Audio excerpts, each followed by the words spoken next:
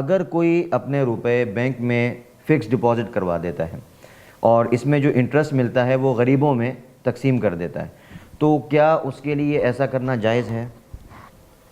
جی، سودی اکاؤنٹ میں رقم رکھوا کر اس کے نفع سے غریبوں کی مدد کرنا یہ جائز نہیں ہے، اور اس کی مثال بالکل ایسی ہے جیسے ایک آدمی وہ کہتا ہے کہ میں چوری کروں گا یا ڈاکہ ڈالوں گا اور جو مجھے نفع ہوگا اس طریقے سے تو وہ میں غریبوں میں بانٹوں گا. تو جیسے یہ جائز نہیں ہے بالکل اسی طرح سے یہ جائز نہیں ہے. سود جو ہے وہ قطعی طور پر حرام ہے اور اس پر قرآن و سنت میں سخت وعیدیں آئی ہیں. تو سودی اکاؤنٹ کھلوانا اور اس میں رقم رکھنا یہ ایک بہت بڑا گناہ کبیرہ ہے اور ناجائز ہے.